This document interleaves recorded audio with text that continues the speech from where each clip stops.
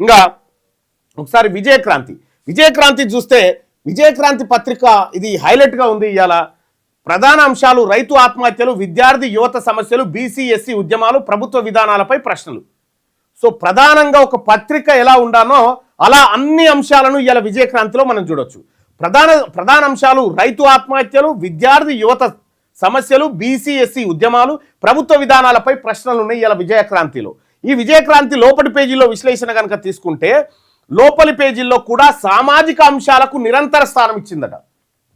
సామాజిక అంశాలకు ఎక్కువ స్థానాన్ని విజయక్రాంతి పత్రిక ఇచ్చిందట. కాలమ్స్లో బీసీ ఎస్సీ దృష్టికోణం స్పష్టంగా ఉందట. ఈ కాలమ్స్లో ఏది లోపల ఎడిటోరియల్ కాలమ్స్ ఉంటాయి కదా, దాంట్లో బీసీ ఎస్సీ దృష్టికోణం స్పష్టంగా పెట్టిందట విజయక్రాంతి. ఇక అలాగే రాజకీయ వార్తల్లో కూడా ప్రజాకోణమే ఉందట. రాజకీయ వార్తల్లో కూడా విజయక్రాంతి పత్రిక ప్రజాకోణాన్నే అవలంబిస్తూ ఉంది. సో భాష ఎట్లుందంటే ప్రజాగలం ప్లస్ ఉద్యమాత్మక పత్రికగా, అంటే ఉద్యమకారులకు అండగా ఉండేటువంటి పత్రికగా ప్రజాగలంలో వినిపిస్తూ ఉంది విజయక్రాంతి పత్రిక అని. పక్షపాతం ఏమైనా ఉందంటే స్పష్టంగా ప్రజల పక్షం ఉందని చెప్పింది చాట్‌జీపీటీ.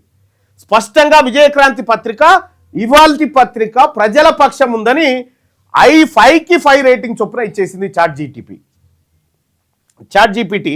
ఇక సామాజిక న్యాయం పైన ఫోకస్ పెట్టిందంటే 5 స్టార్కి 5 స్టార్ ఇచ్చేసింది విజయక్రాంతి పత్రికకు. అలాగే బీసీ ఎస్సీ ఎస్టీ స్పేస్ ఎంత ఉందంటే 5కి 5 స్టార్స్ ఇచ్చేసింది విజయక్రాంతి పత్రికకు. ప్రభుత్వ విమర్శ ఎట్లా ఉందంటే 5కి 5 స్టార్ ఇచ్చేసింది.